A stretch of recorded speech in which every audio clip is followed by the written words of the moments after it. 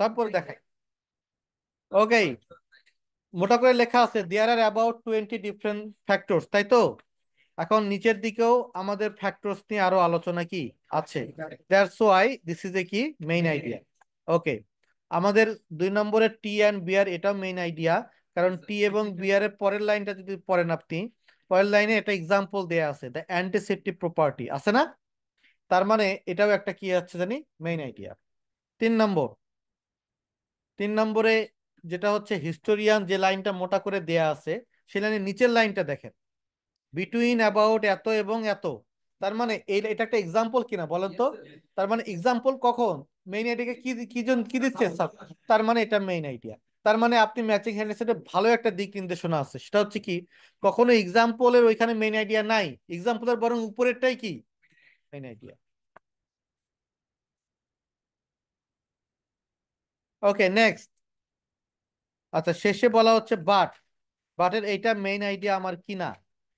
ওকে, এটা আসলে আমার মেইন আইডিয়া। কেন মেইন আইডিয়া? এখানে বড় করে একটা ডেসক্রিপশন দেয়া আছে, the poor turn to the water and gin. কাজে এটা হচ্ছে একটা মেইন, এটা জটিল মেইন আইডিয়া, এটা একটা।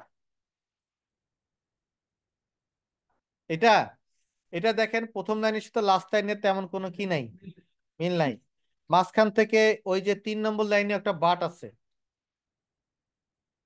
আছে না বাট? নিচেও আবার কি আছে, বাট আছে। ওইখানে 4টা রিজনের কথা বলা আছে। 4টা রিজনের পরে শেষে বলছে যে হোয়াট কজ দিস, কোনটা তাহলে ঘটনাটা ঘটাইছে। কাজে মূল কথাটা আসলে শেষের দিকে, বাট এটা একটা ডিফিকাল্ট, এর কিছুটা হতে পারে। তারপর নাম্বার 5, নাম্বার 5 হচ্ছে, আপনি যদি পরের লাইনগুলোতে যান, প্রথম লাইনের পরে পরের লাইনগুলোতে যান, তো দেখবেন যে এই আগের লাইনটাকে সাপোর্ট করছে, এই লাইনগুলো করছে না? কাজে এই 5 নম্বরটা হচ্ছে মেইন আইডিয়া, এবং এটা আমাদের স্ট্রাকচার 1 পড়ে নাই, এটা স্ট্রাকচার নম্বর 5 পড়ছে। কত পড়ছে? রিপিটেড ওয়ার্ড, তা লিখে রাখেন স্ট্রাকচার 5, এটা জানা জানা দরকার। ওকে, নাম্বার 6 এর এইটা মেইন আইডিয়া, কারণ তারপরে হইতেছে এক্সাম্পল। দেখেন ডেটা দেওয়া আছে না, তারপরে 1990 2000 আছে না? আচ্ছা, এটা আমাদের স্ট্রাকচার নম্বর, এটা 5 মধ্যে পড়ছে।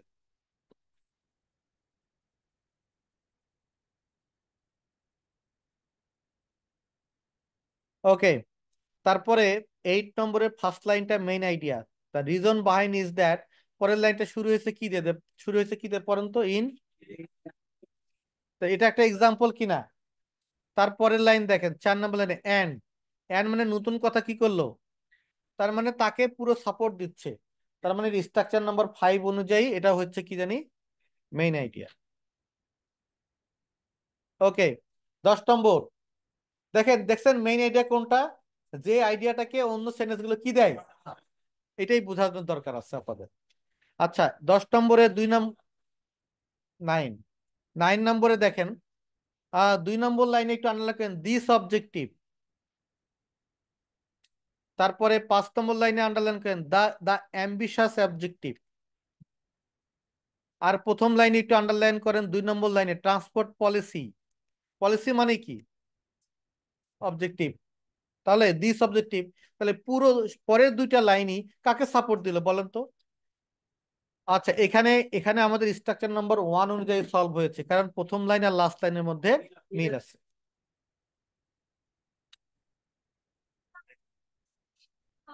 থাকলে কি হবে, প্রথম লাইন হবে তো পরে দেখবেন।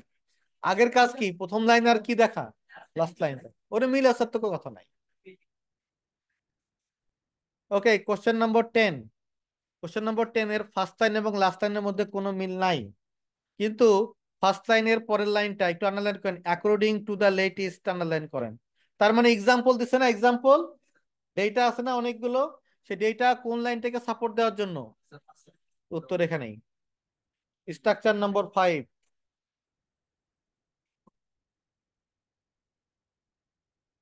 Next, at the same time. আচ্ছা, ফার্স্ট লাইন এবং লাস্ট লাইনের মধ্যে কোনো মিল নাই, কিন্তু আপনারা একটু 11-এর 2 নম্বর লাইন আনা লিখেন সাচ, সাচ এ চেঞ্জ, মানে কোন চেঞ্জটা, কোন চেঞ্জের কথা বলতেছে? প্রথম লাইনে একটু আন্ডারলাইন করেন মডাল শিফট, শিফট মানে চেঞ্জ। আবার 3 নম্বর লাইনে আন্ডারলাইন করেন দিস। দিস মানে আগের লাইনকে সাপোর্ট করলো কি করলো না। তার মানে এটা হইতেছে প্যারাগ্রাফ স্ট্রাকচার নাম্বার কত, 5।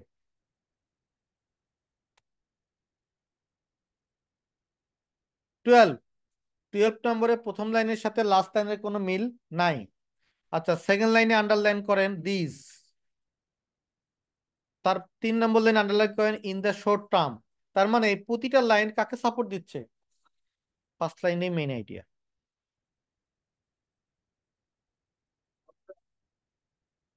কোথায় হাউএভার আছে? নিচে হাউএভার থাকলে আসসালামু আলাইকুম দিয়ে ছেড়ে দিবেন। তারপরে আসেন 13, দ্য সেকেন্ড অ্যাপ্রোচ। আচ্ছা, এইখানের মেইন আইডিয়া হচ্ছে, এটা মেইন আইডিয়ার একটা পার্ট। কারণ পরের লাইনে দেখেন হাউএভার আছে। তার মানে এই লাইনটা এবং হাউএভারের লাইনটা, দুটো লাইন মিলে কি হয়েছে, মেইন আইডিয়া।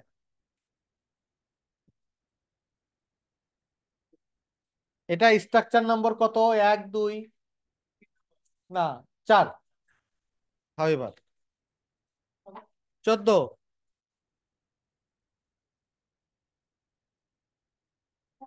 14 নম্বরের প্রথম লাইনের সাথে লাস্ট লাইনের কোনো মিল নাই, আছে? নাই।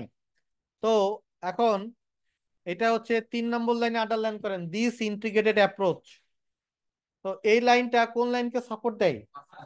So first line main idea. এটা আমাদের স্ট্রাকচার নম্বর 5।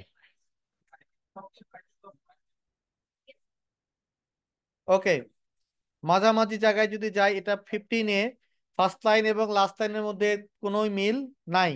মাঝখানে হাউএভার টাউএভার একটা আছে, পাইছেন না? হাউএভারের পরের লাইনটা কি লেখা? তার মানে হাউএভারকে এটা সাপোর্ট দিছে কি দেয় নাই? এটাই মেইন আইডিয়া। এটা স্ট্রাকচার নম্বর কত হচ্ছে, 4। 16। ও, ফাটাফাটি। ফার্স্ট, তারপরে কি আছে জানি, সেকেন্ড। তাহলে মূল আইডিয়া কোনটা? ফার্স্ট এর আগের লাইনটা। আচ্ছা, স্ট্রাকচার নম্বর কত, 2।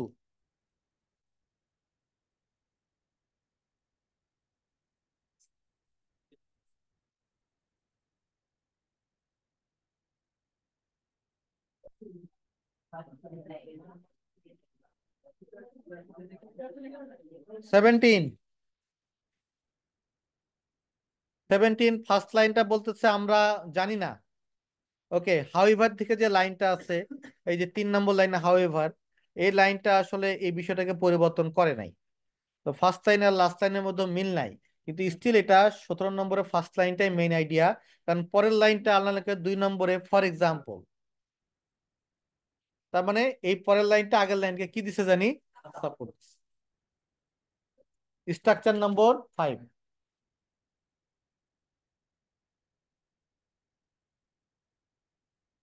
আপনারা কি এগুলো কিন্তু সব কেমব্রিজের বই থেকে নেওয়া, ম্যাচিং হেডলাইন্স। তো এই দুই অংশই কোথা থেকে হচ্ছে, স্ট্রাকচার নাম্বার কত, 5। বুঝছেন? তার মানে ওই লাইনটাই মেইন আইডিয়া কিনা, এটা যাচাই বাছাই করার জন্য মূল বিষয় হচ্ছে পরের লাইনগুলো ওই লাইনটাকে কি দিছে কিনা। এটাই মূল বিষয়, এটা দেখলেই হয় প্রথম লাইনটাকে সাপোর্ট দিছে কিনা। আর এক্সাম্পল পাইলেই তো খুশি হবেন, এক্সাম্পল আগের লাইনটা কি হয়ে যাবে, একদম। তারপরে আসেন, অবশ্য অনেকে বলতে পারে যে এক্সাম্পল পড়বেন তাহলে মেইন আইডিয়া পাবেন। ফাক দেম। তারপরে আসেন নেক্সট, 18 দেখেন। An alien civilization, first line এবং লাস্ট লাইন মিল নাই। মাঝখান থেকে হাউএভার বাটো এগুলোও কি কিছুই নাই। ঝামেলা শুরু হয়েছে এবার। ফার্স্টলি সেকেন্ডলিও কি নাই। তার মানে war is the actually main idea. First লাইনটা main idea, this is because, পরের লাইনে যান, পরের লাইনটা example description. It burns out that for a given amount of transmitted power, দুইটা ফোঁটা।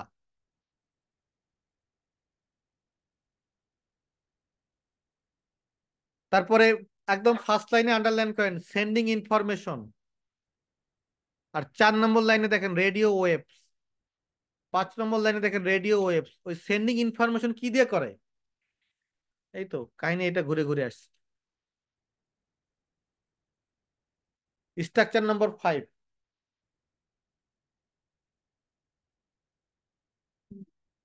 নেক্সট, এইখানে প্রথম লাইনের সাথে লাস্ট লাইনে মিল আছে, তার কাজে এটা হলো structure number 1। Manish,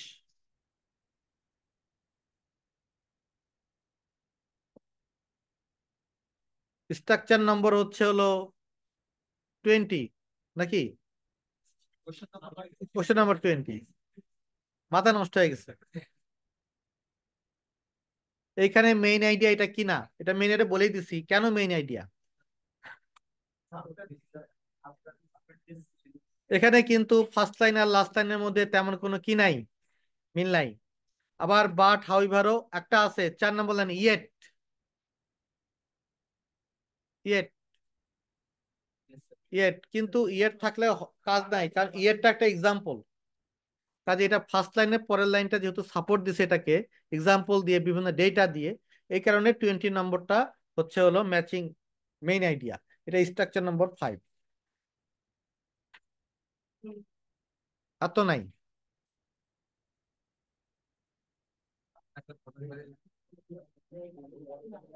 let's go এখন। এই ক্লাসটা খুবই দরকার ছিল না আপনাদের? গুড। এবার আপনার হোমওয়ার্ক